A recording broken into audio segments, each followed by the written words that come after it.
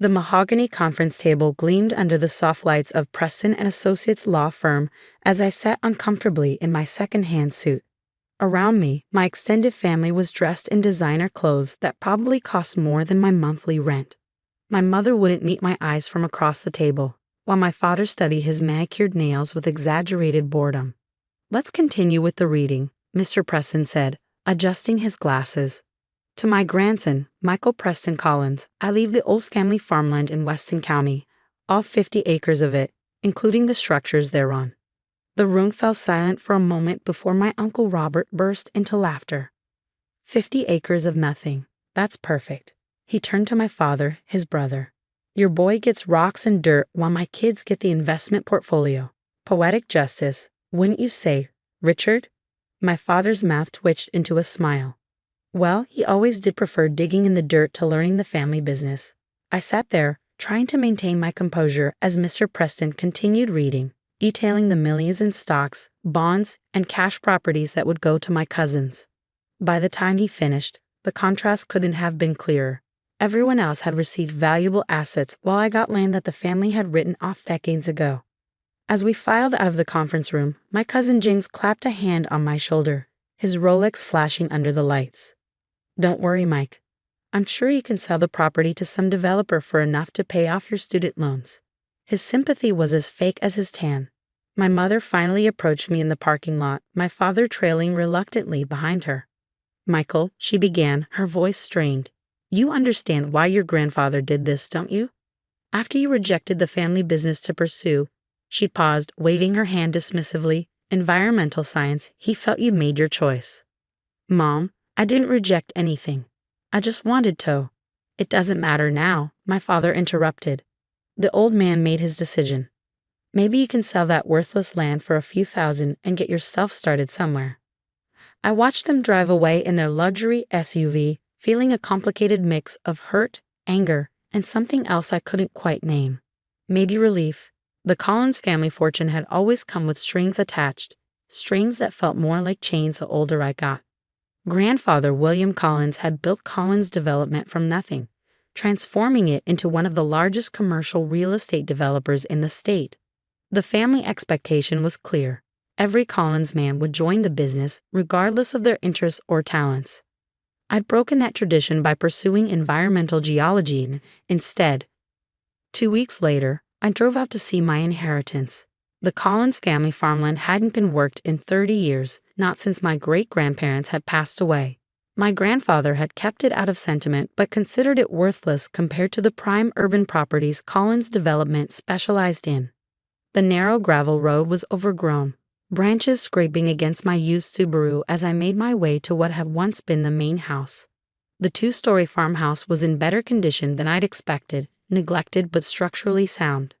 Behind it stood a massive old barn, its red paint faded to a dusty pink. As I walked the property line, my training kicked in. The rolling hills, the specific vegetation patterns, the rock outcroppings visible on the north ridge, they all told a story that my family, with their focus on immediate profits, had never bothered to read. That evening, sitting on the farmhouse's sagging porch, I called my college roommate, Eliza Wong, now working for the U.S. Geological Survey. "Hey, Liz, remember that formation we studied in advanced geological mapping? The one with the unusual mineral deposits? I think I'm looking at something similar." "On your grandfather's land? That's in the Weston Basin, right?" Her interest was immediately piqued. "Mike, that whole area has been getting attention lately. There've been preliminary findings off lithium deposits," I finished for her, "potentially significant ones." There was a pause before Eliza spoke again. "How soon can I come out with some equipment?" Over the next few weeks, Eliza and I conducted preliminary surveys of the property. We kept our work quiet, using equipment borrowed from her department under the guise of a training exercise.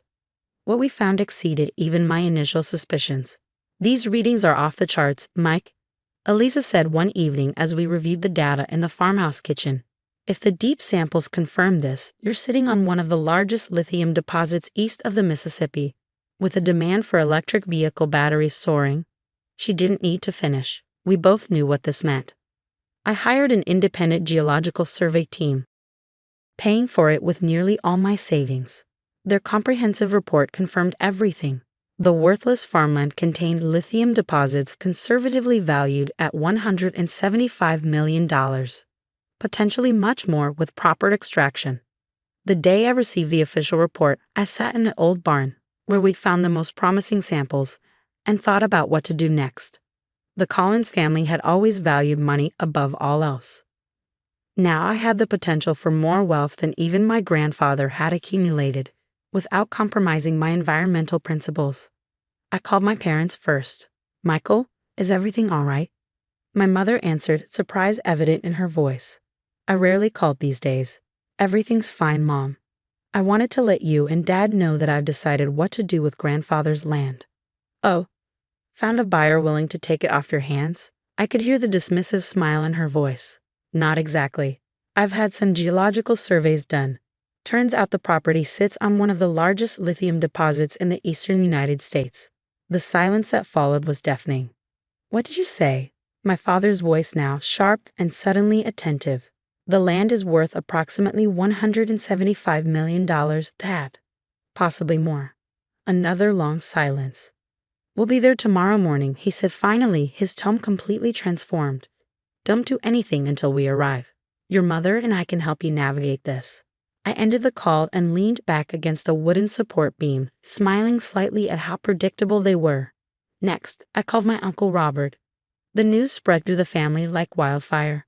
By evening, I'd received calls from cousins I hadn't spoken to in years, all suddenly concerned about my well-being and eager to help with my newfound fortune. The next morning, I sat waiting on the farmhouse porch when 3 luxury cars pulled up in a cloud of dust. My parents emerged from the first, followed by Uncle Robert and Aunt Patricia from the second, and my cousins James and Elizabeth from the third. "Michael." My mother rushed forward to embrace me, the first hug she'd offered in years. "Darling, we're so proud of you for discovering this opportunity." Uncle Robert was less subtle. "Now, Mike, before you make any decisions, you should know that Collins Development has the infrastructure to handle this kind of project. We could fold this property into our existing operations and pay me a token amount while the company reaps the real benefits." I finished for him. My father stepped forward, his business smile firmly in place. "Son, what Robert means is that we can help you maximize the value here. You're not experienced in development deals." "That's true," I acknowledged. "I'm not a developer. I'm an environmental geologist, exactly the right person to understand what we're dealing with." I led them into the barn, where I'd set up displays of the survey results, extraction options, and environmental impact assessments. The lithium here isn't just valuable, it's accessible through low-impact extraction methods that would preserve most of the land's surface features. I explained, watching their expressions shift between greed and confusion as I used technical terms they didn't understand. "The point is," my cousin James interrupted, "how quickly can we get this operation up and running?" The family company called. "There's no we here, James," I said firmly. "This land and everything on or under it belongs to me alone." "Now wait just a minute," Uncle Robert blustered, his face reddening. "You're a Collins. This should benefit the whole family." I looked at him steadily. The same family that laughed when I received this worthless dirt? The same family that pushed me away because I chose science over real estate development? "Michael," my mother began, her voice taking on the cajoling tone she used when I was a child. "Family is family. Your grandfather would have wanted." "Grandfather gave everyone else liquid assets and investments," I interrupted. "He gave me this land because he thought it was worthless." He was wrong. My father's patience finally snapped. "Listen to me. You don't have the connections or the know-how to develop this properly. Sign the land over to Collins Development and we'll make you a vice president with a generous compensation package." I smiled. "That's a kind offer, Dad. But I've already partnered with Sustainable Resource Extraction.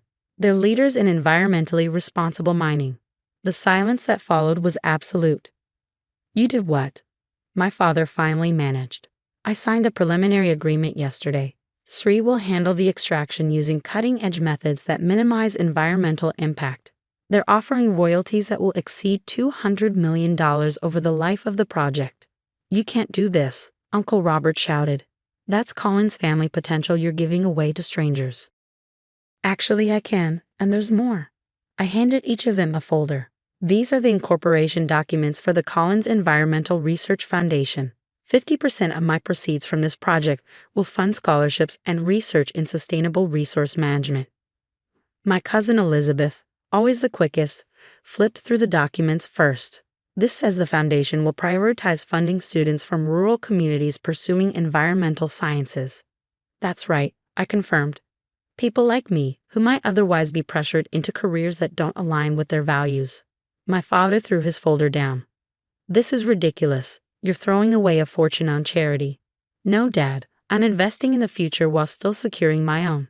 The remaining proceeds will make me independently wealthy while supporting work I believe in. You'll regret this, he said coldly. When you change your mind, don't come crawling back. I won't, I assured him. But there is one provision you should be aware of. I pointed to a specific paragraph in the documents. The Foundation bylaws include a clause permanently preventing Collins Development or any of its subsidiaries from receiving grants or partnerships. You all made your choice when you decided land was worthless if it couldn't immediately be turned into a strip mall. They left in a storm of threats and recriminations. My mother paused at the door, looking back at me with an expression I couldn't quite read, perhaps a mixture of anger and something like respect. You've become more like your grandfather than you know, she said finally. He would have hated your decision, but admired how you made it. After they left, I walked the property alone, thinking about the future.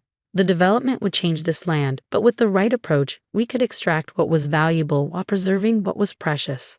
The old farmhouse would become the local headquarters for the foundation, supporting research on sustainable practices. 6 months later, as the first phase of careful extraction began, I received an unexpected visitor. My grandfather's old lawyer, Mr. Preston, drove up in his modest sedan. I hoped you wouldn't mind a visit, he said, shaking my hand. I've been following your progress with interest. We walked the property together, and I showed him the careful work being done to preserve as much of the natural landscape as possible while accessing the lithium deposits. Your grandfather would never admit it, Mr. Preston said as we stood overlooking the operation, but he suspected there might be something valuable here. I turned to him in surprise. Inu? The old lawyer smiled. William had preliminary tests done 15 years ago that showed potential, but developing it would have required expertise that Collins Development didn't have, environmental expertise. So when he left me this land, he was giving you a test and an opportunity in his own stubborn way. The test was whether you'd look beyond what everyone else saw. The opportunity was to prove that your chosen path had value. I shook my head, laughing quietly at my grandfather's roundabout method. He could have just told me. That wasn't William's style. He believed people needed to find their own ways. Mr. Preston handed me an envelope. He asked me to give you this if you ever discovered the land's true value. Inside was a single page in my grandfather's handwriting. Michael, if you're reading this, you've proven what I suspected. Sometimes the most valuable things aren't obvious to those too busy looking elsewhere. Your cousins will inherit what I built. You will build something new. That makes you more like me than any of them. Use it wisely, grandfather. Standing there with the letter in my hands, watching carefully designed extraction equipment work in harmony with the land, I felt a sense of vindication and purpose stronger than any resentment toward my family.